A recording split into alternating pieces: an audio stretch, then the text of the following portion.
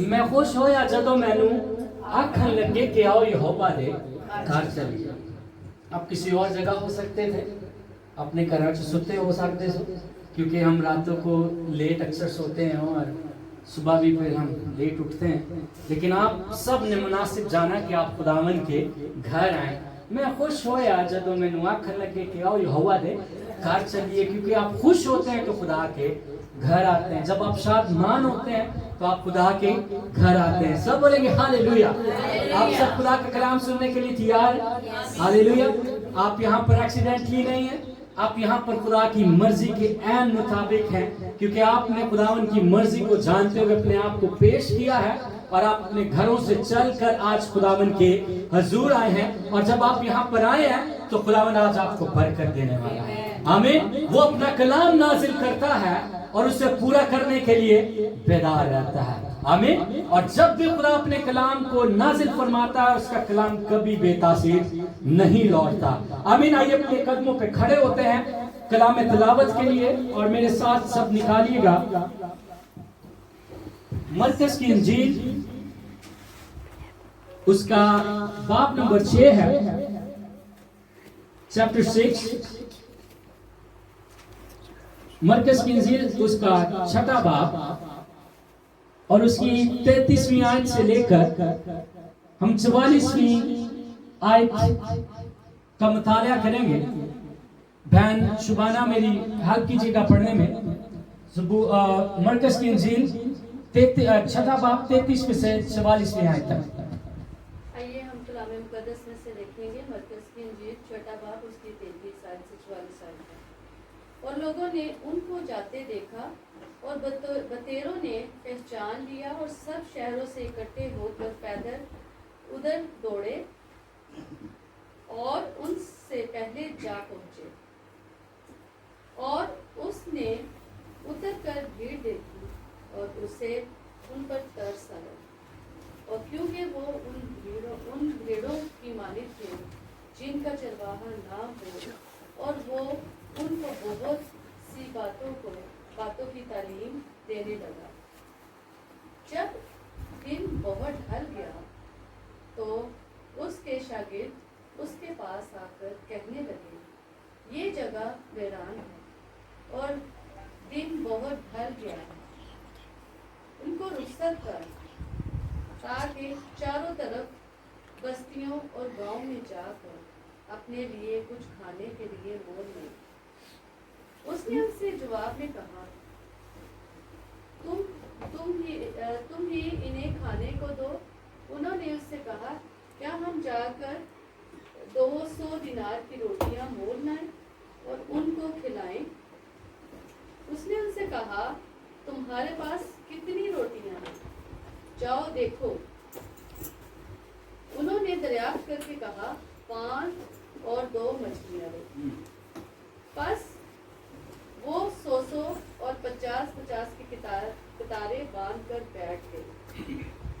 फिर उसने वो 5 रोटियां और 2 मछलियां ली और आसमान की तरफ देख कर बरकत दी और रोटियां तोड़ कर शागिर्दों को देता गया कि उनके आगे रखी, और वो 2 मछलियां भी उन सब में बांट दी।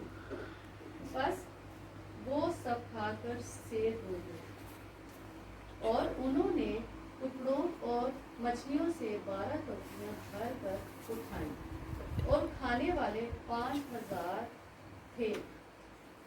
कलाम के पढ़े और सुने जाने पर खुदा आमीन। आइए चंद मौके की अपनी आंखों को बंद करें। खुदावन आपकी शुक्रगुजारी करते हैं इस जिंदा और मोअतबर कलाम के लिए जो आज आपने हमारी जिंदगी में रखा है। खुदावन मुझे इस्तेमाल कीजिएगा ताकि मैं आपके कलाम को आपके लोगों तक, खुदावन जो आपका कलाम सुनने आए हैं, बेहतर तौर पर पहुंचा सकूं। यीशु नाम के वसीला से आमीन। हम सब आप बैठ जाइए, तशरीफ रखिए। क्या ही खूबसूरत कलाम है जब यीशु मसीह इस दुनिया में खिदमत कर रहे थे और वो जगह जगह जाते और मुनादी किया करते, लोगों को शिफा दिया करते, और जो कोई बीमार उनके पास आता यीशु मसीह से शिफा दिया करते। और लोग हमेशा ही यीशु मसीह के पीछे रहते कि वो उनको शिफा दे, उनको तालीम दे, उनको सिखाए। आज हम सब भी खुदा के हुजूर खुदा का कलाम सीखने आए हैं, खुदा का कलाम समझने आए हैं। मैं खुद आज आप सबके साथ मिलकर खुदा के कलाम को सीख रहा हूं, क्योंकि हम सब यीशु मसीह के पीछे हैं। ये बड़ी दिलचस्प ये जो हम तक कलाम पहुंचा है और ये जो वाक्य हम तक पहुंचाया गया जो सच पर मबनी है, हुआ क्या?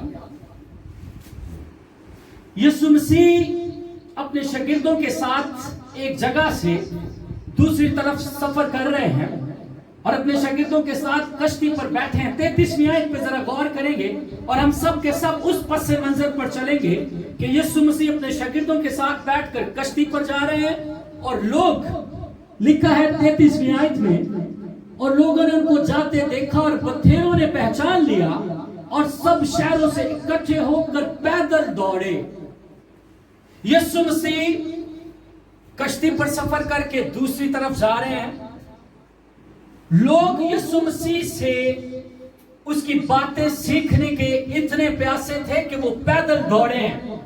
जरा चलने में इस बात पे गौर करिएगा कि कोई शख्स जो है वो कश्ती पर बैठकर पानी का सफर तय करता है, दूसरे लोग उससे कलाम लेने के लिए, उससे शिफा लेने के लिए, अपनी जिंदगी का हल देने के लिए उसे पहचानते हैं कि ये वो मसीह है जो हमें कलाम सिखाता है, हमें जिंदगी की बातें देता है और हमें राह और हक पर चलना सिखाता है और हमेशा की जिंदगी भी इसी के पास है। वो उसका पीछा करते हैं और पैदल दौड़े हैं, कोई गाड़ी नहीं है उनके पास। जंगल बियाबान का समा है, यीशु के पीछे वो दौड़े हैं, क्योंकि खुदा के कलाम में लिखा है, मुबारक है वो जो रास्तबाजी के भूखे और प्यासे हैं, वो असुद्धा किए जाएंगे। ये सब के सब यीशु मसीह के पीछे दौड़े हैं और लिखा, और लोगों ने उनको जाते देखा और बथेरों ने पहचान लिया और सब शहरों से इकट्ठे होकर पैदल उधर दौड़े और उनसे पहले जहां पहुंचे। दिल में तड़प इतनी ज्यादा है यीशु को देखने की, यीशु की बात सुनने की, उसकी तालीम को हासिल करने की तड़प इतनी ज्यादा है कि गर्मी में दौड़े हैं, बच्चे लिए दौड़े हैं, खानदान के खानदान यीशु मसीह के पीछे दौड़े हैं, क्योंकि वो ये राज जान गए थे कि हमेशा की जिंदगी तो यीशु के पास। और आज आप जितने लोग यहाँ पर आए हैं, ये बात का सबूत है कि आप यीशु से प्यार करते हैं। आपके दिल में यीशु मसीह की बातों को सुनने का, उनको समझने की भूख और प्यास है, इसीलिए वो आज आपको सुधा कर रहा है। आमीन। और जैसे लोग वहां पहुंचे हैं, हुआ क्या? अगली आयत में लिखा है, और उसने उतरकर बड़ी भीड़ देखी और उसे उन पर तरस आया, क्योंकि वो उन भेड़ों की मालिक थे जिनका चरवाहा ना हो, और वो उनको बहुत सी बातों की तालीम देने लगा। क्या देने लगा? तालीम देने लगा। जब आप यीशु मसीह के पास आते हैं, यीशु मसीह आपकी फिक्र करता है।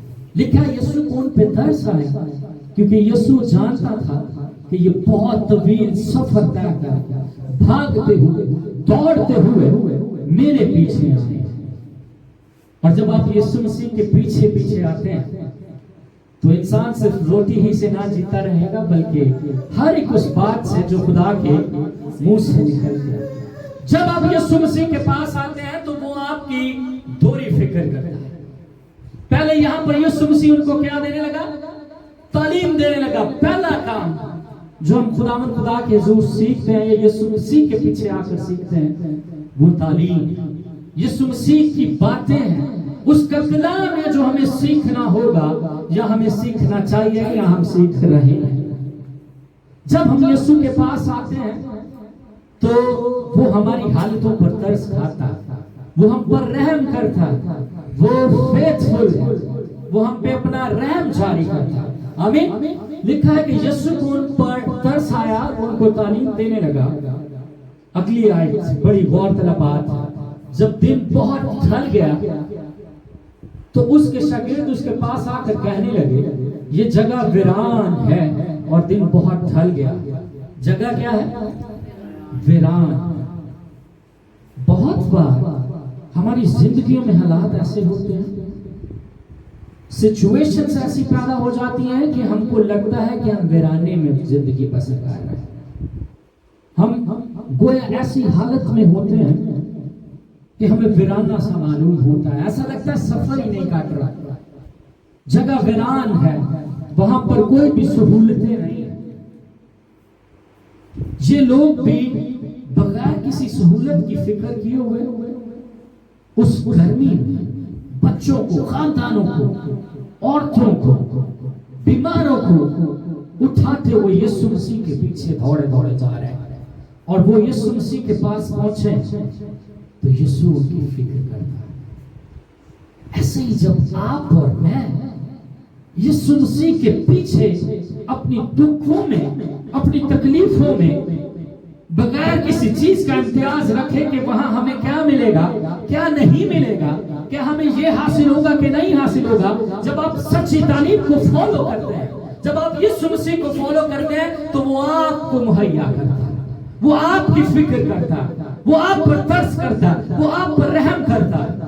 जगह वीरान है, लेकिन वो किसी चीज की फिक्र नहीं कर रहे। कोई बस नहीं है, कोई मोटर बाइक नहीं है, कोई टांगा नहीं है, कोई जानवर नहीं है जिससे बैठकर सफर किया जाए।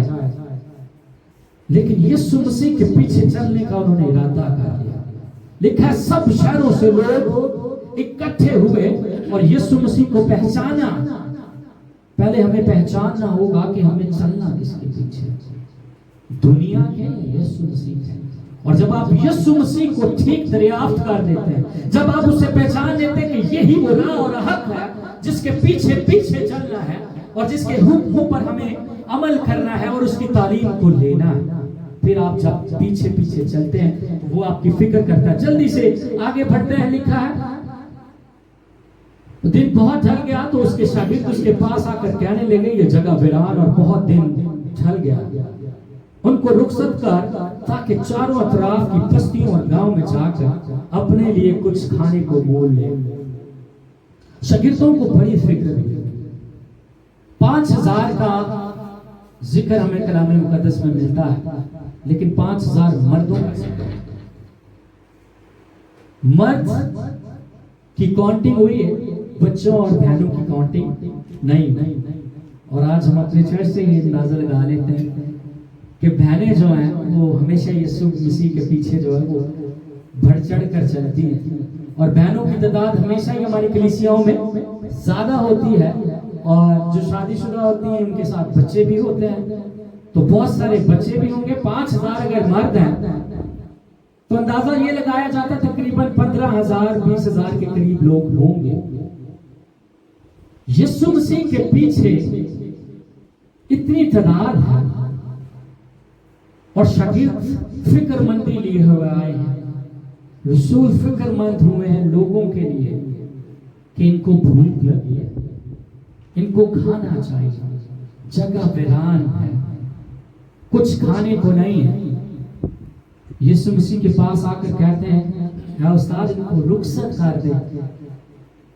मैं चंद में यहाँ कहूंगा कि वो भी इस वक्त यीशु की कुदरत से वाकिफ नहीं थे। फिक्रमंद जरूर हैं, हम भी बहुत बार फिक्रमंद होते हैं। कहां से आएगा, क्या खाएं, क्या पिएंगे, वीराने में है, दुख में है, तंगी में है, छत नहीं है, कोई चीज नहीं है जिससे सफर करके पहुंचा जाए। लेकिन जो ही उन्होंने इरादा किया, मेरे अजीज, जब हम यीशु मसीह के पास आते हैं तब वो हमारी फिक्र करना शुरू करता है। उसने तो हमारी सूरतों को अपनी हथेली पर खोद रखा है कि हम यीशु मसीह के पीछे आ जाए। जैसे वो लोग आए, हुआ क्या? यीशु ने उन्हें बड़ा खूबसूरत जवाब दिया। इनको रुखसत कर ताकि चारों तरफ की बस्ती और गांव में जाकर अपने लिए कुछ खाने को मोल लें। उसने उनसे जवाब में कहा, तुम ही इनको खाने को 2, यीशु मसीह ने उनसे कहा कि तुम तो पहचान ही नहीं रहे हो कि तुम्हारे साथ कौन है। तुम्हें तो उस कुदरत का अंदाजा नहीं है कि जो तुम्हारे साथ है वो क्या कुछ कर सकता है। वो एक ही लम्हे में याईर की बेटी को कहता है तलीता कूमी, तो वो उठ खड़ी होती है। वो एक ही लम्हे में कहता है लाजर बाहर आ, तो वो 4 दिन का मुर्दा कफन समेत बाहर आ जाता है। वो कहे तो मन बरसता है, वो कहे तो तूफान रुक जाते हैं। आमीन। शागिर्द यीशु की कुदरत से नावाकिफ। यीशु ने उनसे कहा तुम आप पी लो। शागिर्द फिर दुनियावी सोच पा गया। हमारे जैसे शागिर्द थे, उन्होंने फिक्र रोटियां दी। हाँ, फिक्र करनी चाहिए भाई। कलीसिया भूखी है, कलाम सुनने आए हैं। मैं आपको बताना चाहता हूं, जब आप यीशु की हुजूर उसका कलाम सुनने आते हैं तो वो ना सिर्फ आपकी रूहानी फिक्र करता बल्कि जिस्मानी फिक्र भी करता है। आमीन। यीशु ने कहा ये लोग मेरे पीछे धूप में सफर करते हुए आए हैं, पैदल दौड़ते हुए आए हैं और भूख और प्यास के साथ मेरे पास आए हैं। मैं ना सिर्फ इनकी रूहानी खुराक का इंतजाम करूंगा बल्कि इनको रोटी भी दूंगा। यीशु ने कहा आप ही दो। शागिर्दों का बड़ा रद्द अमल सामने आया और वो यीशु से कहने लगे, उन्होंने उससे कहा कि हम जाकर 200 दिनार की रोटियां मोल लाएं और उनको खिलाएं। सवाल या निशान है। वो गोया यीशु की तरफ इशारा करते हैं कि खुदा लोग बहुत ज्यादा हैं, खुदा लोगों की तादाद बहुत ज्यादा है कि अब हम जाएं और 200 दिनार की रोटियां लेकर सबकी फिक्र करें, सबको खिलाएं। यहां से बड़ा इस वाक्य का, इस इलाही कलाम की स्टोरी का बहुत अच्छा रुख तब्दील होता है। यहां से बड़ा अहम हिस्सा शुरू होता है। उसने उनसे कहा तुम्हारे पास कितनी रोटियां हैं, जाओ देखो। यीशु ने क्या कहा? तुम्हारे पास कितनी रोटियां हैं, जा कर देखो। You can find that what you have right now. पहले यीशु मसीह कहता है कि तुम्हारे कोल की है, लेकर आओ, दरियाफ्त करो, पहचानो कि खुदा ने आपको क्या क्या दिया हुआ है, कौन कौन सी सलाहियतें दी हुई हैं, कौन कौन से काम दिए हुए हैं, कौन कौन सी बरकतें दी हुई हैं। बाज़-औक़ात हम ये समझते हैं कि बहुत ज्यादा फंड्स आएंगे, बहुत ज्यादा बरकत आएगी तो खुदा का काम किया जाएगा, तब हम स्टेप लेंगे, तब हम लोगों की फिक्र करेंगे, तब हम खाने को देंगे, तब हम कलाम सुनाएंगे, तब हम ये खिदमत करेंगे। लेकिन यहाँ पर माजरा कुछ और। यीशु ने कहा जो कुछ तुम्हारे पास है उसे पहले लो। हमारे पास जो कुछ होता है पहले उसे यीशु के पास लेकर आने की जरूरत होती है। यीशु यहाँ पर एक पैटर्न सेट कर रहे हैं। यीशु मसीह हमें सिखा रहे हैं what you have. It's not mean that what you don't have. कि जो कुछ तुम्हारे पास नहीं वो नहीं, जो कुछ है इस वक्त हाल में वीराना है, धूप है, प्यास है, भूख लगी है, छोटे छोटे बच्चे होंगे माँ को तंग कर रहे होंगे, मामा रोटी चाहिए। किसी की माँ नहीं गई होगी प्योर नहर गए होने, अब्बा जी रोटी चाहिए, भूख लगी। और माँ बाप कितनी फिक्र करते हैं बच्चों की, और बच्चे रोटी ना मिले तो रोन भी लग पैंदे कि बहुत भूख लगी है। और जब उन सबको भूख लगी है, इन सब हालातों में यीशु मसीह ने कहा तुम्हारे पास दरियाफ्त करो। एक बच्चे के पास रोटियां थी, एक बच्चे के पास 5 रोटियां और 2 मछलियां। यहां पर एक और बात बताना चाहता हूं। बाज़-औक़ात हम जिसे किसी खाते में नहीं लिखते, जिसे रद्द करते हैं, जिसे काउंट नहीं करते, वो हमारे लिए हमारे मौजज़े का सबब बनता है। जिसे हम रद्द करते हैं खुदा उसे सिलेक्ट करता है, खुदा उसे इलेक्ट करता है, खुदा उसे इस्तेमाल करता है कि वो हम सब के लिए और दूसरों के लिए बाइस से मौजज़ा बनता है। बच्चों को काउंट नहीं किया गया, औरतों को काउंट नहीं किया गया, लेकिन यीशु काउंट करता है। यीशु ने कहा दरियाफ्त करो, और वो बच्चा भागा हुआ दौड़ता हुआ उस मंच में से आया होगा।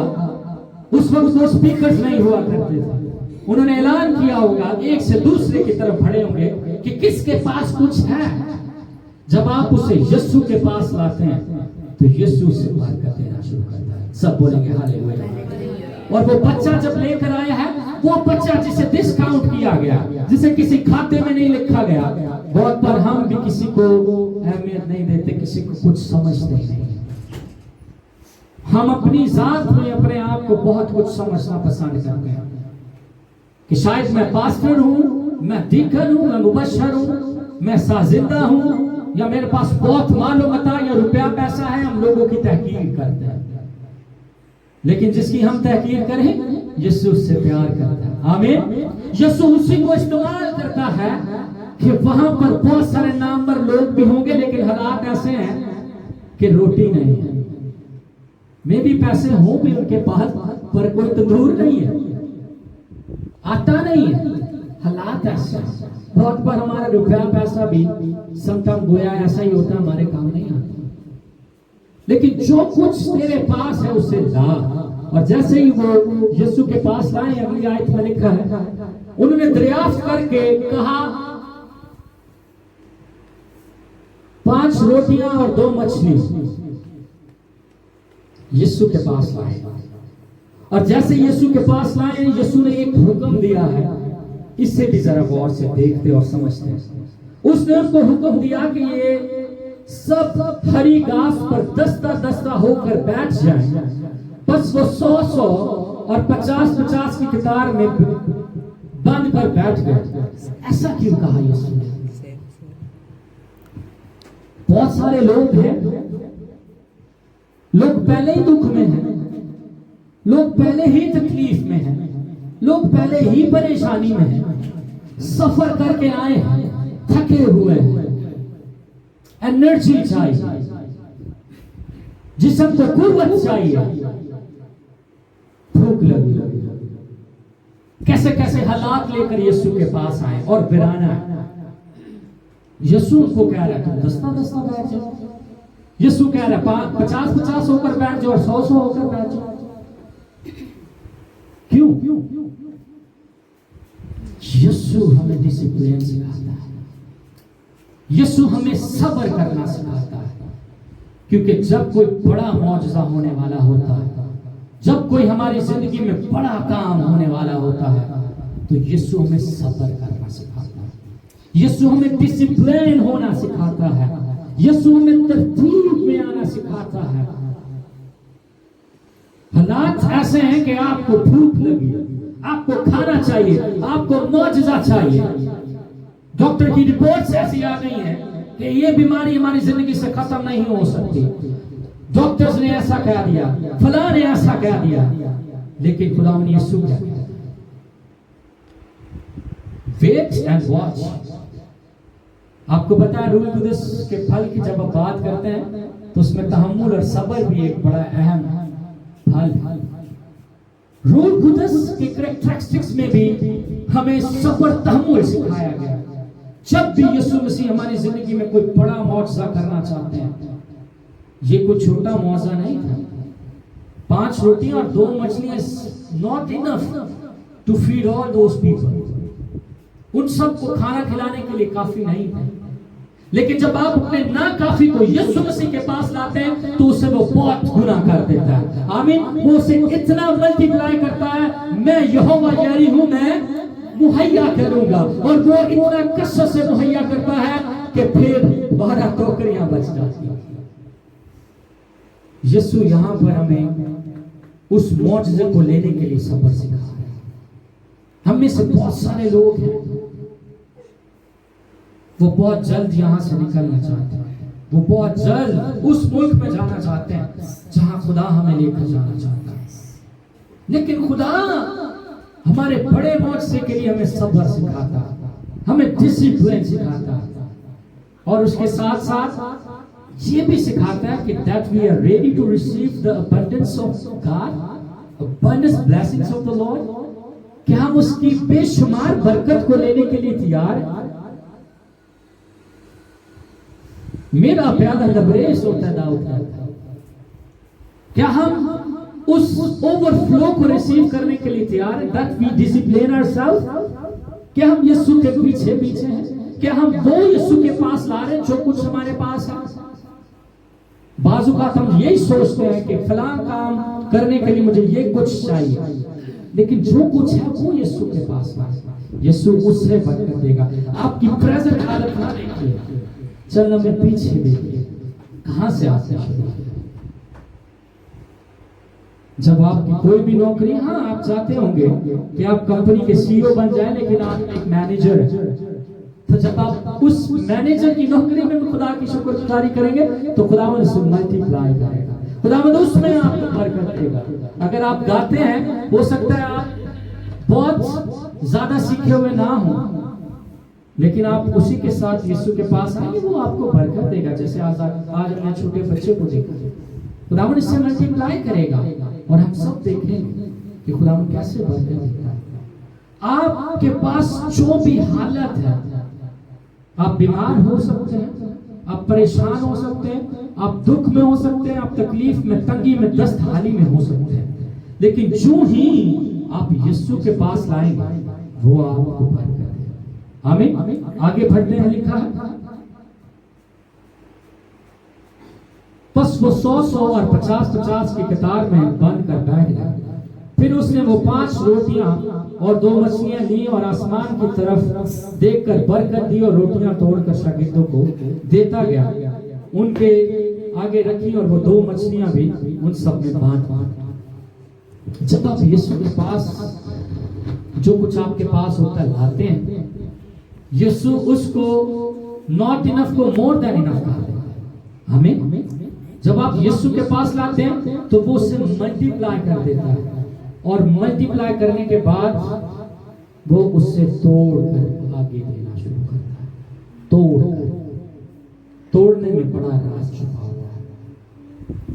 जब भी आप अपनी जिंदगी में बहुत टूटे हुए, जब भी आप अपनी जिंदगी में बहुत टूटा हुआ महसूस कर, परेशानी आपको तोड़ रही है, हालात आपको तोड़ रहे हैं, बेफिक्र है, परेशान है, यीशु आपको बरकत दे रहा है, यीशु आपको मल्टीप्लाई कर रहा है।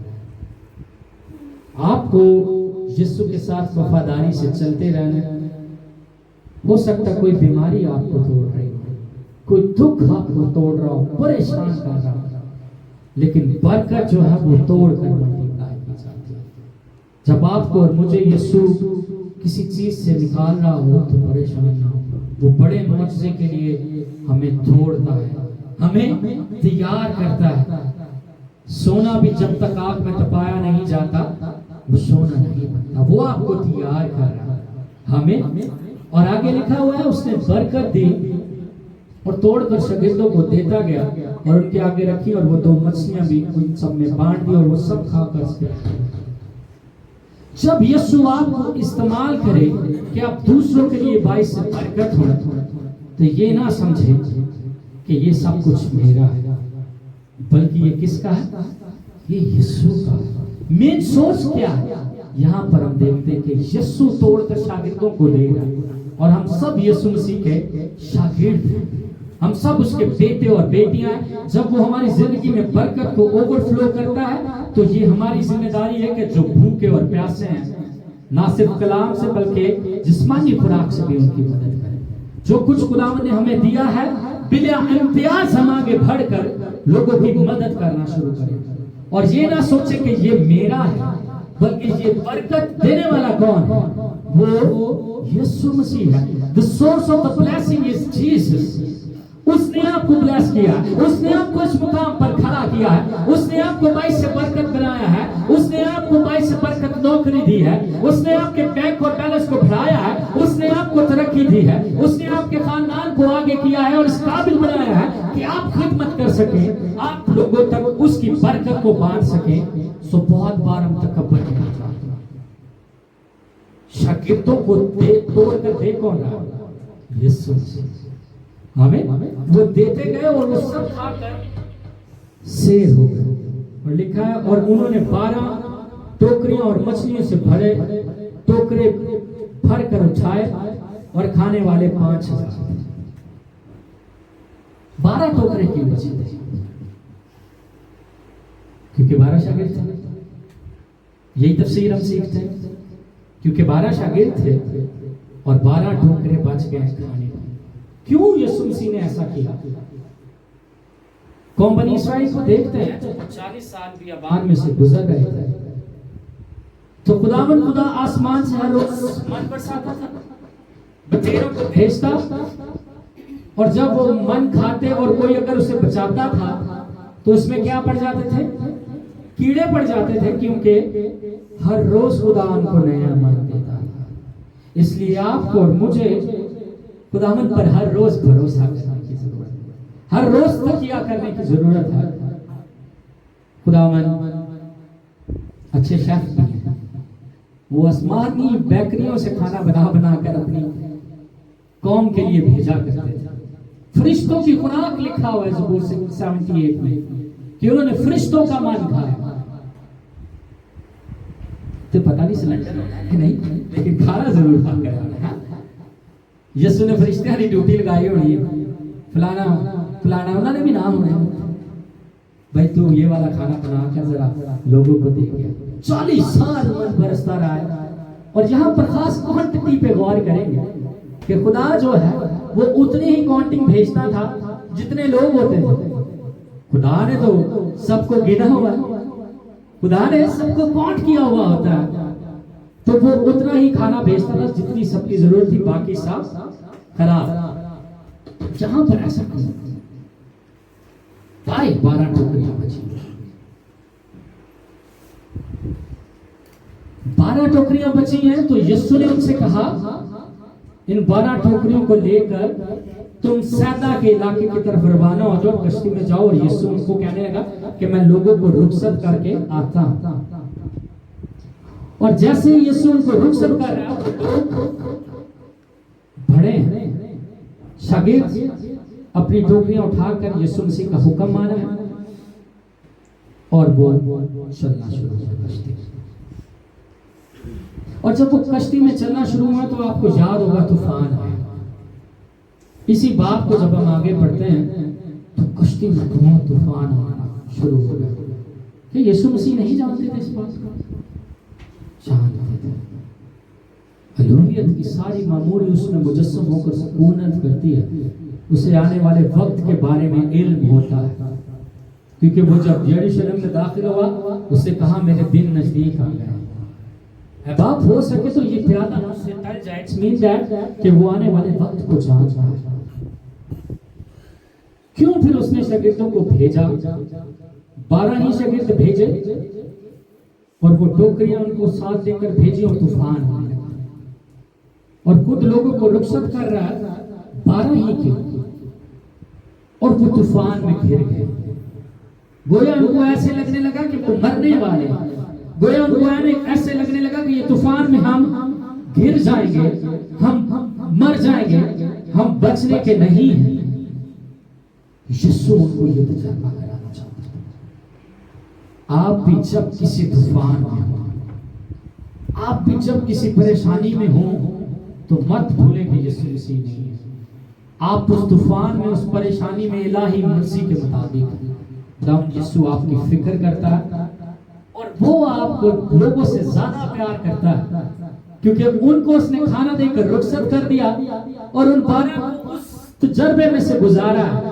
जब आप किसी परेशानी में से, तूफान में से, तकलीफ में से, दुख में से, बीमारी में से गुजर रहे हो, तो ये ना समझे कि खुदावन आपको मारना और हलाक करना चाहता है, बल्कि खुदावन आपको सिखाना चाहता है।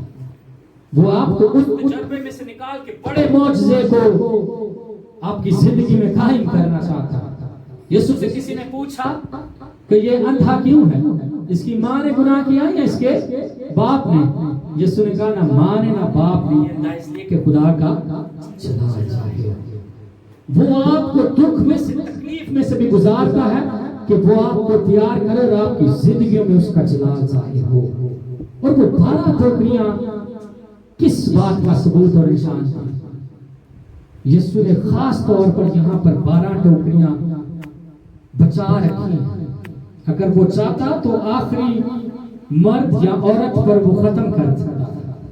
वो उस मौजूद को यहाँ खत्म करके रोक सकता था कि सबने खा लिया, शेर हो गया, खत्म। 12 टोकरियां बचा दी और उन शागिर्दों को उस तूफान में वो 12 टोकरियां साथ लेके जाने का हुक्म दिया है। क्यों? क्योंकि यीशु चाहता है कि आप हर एक तूफान में, मुसीबत में उस पहले मौजूद की तरफ तकते रहे जो उसने आपकी जिंदगी में किया। सब बोलेंगे हालेलुया। आप उस मौजूद की तरफ ध्यान रखें कि अभी तो खुदावंद ने इतना बड़ा मौजूदा मेरी जिंदगी में किया, नामुमकिन को मुमकिन बना दिया।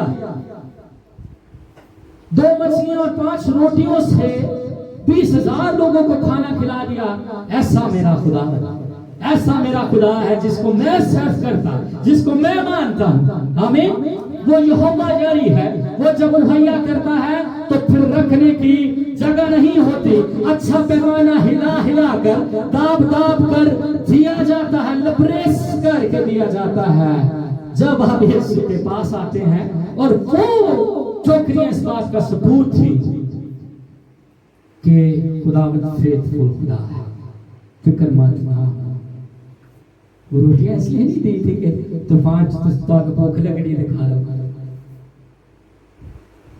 हम सब जानते हैं तूफान हमने बहुत बहुत देखे हुए, भूख लगी भी उठ जाती। हाँ, हम जब तूफान की हालत में होते हैं तो भूख नहीं लगेगा, लेकिन वो रोटियां इस बात का सबूत है कि कितना बड़ा मौजूदा भी हुआ। सो आप भी मौजूदा हालत में जरा पिछले मौजूदे को याद कीजिए कि खुदा ने आपकी जिंदगी में कितने बड़े बड़े मौजूदे किए। वो ईमानदार खुदा है, वो फेथफुल और वफादार खुदा है। उसने कहा मैं तुम्हें कभी यतीम और तन्हा ना छोड़ूंगा। जब आप उसके पीछे भूख और प्यास रखते हुए आते हैं और जो कुछ आपके पास होता है आप उसके हुजूर पेश करते हैं, तो वो अबंडेंस में तब्दील कर देता है। आपकी जिंदगी में हर एक गुजरा हुआ दिन मौजूदा। आमीन। ईमान रखते हैं। खुदावंद ने आपकी जिंदगी में बड़े बड़े मौजे किए। अपने कदमों पे खड़े होते हैं, अपनी आंखों को बंद करते हैं और उन तमाम तर मौजज़ों को अपनी जिंदगी में याद करते हैं कि खुदावंद आपने कल मेरी जिंदगी में क्या मौजज़ा किया, परसों क्या मौजज़ा किया। आपको जब भी किसी चीज की जरूरत हो, जो कुछ आपके पास है यीशु के पास ले आना, आपको बरकत देगा।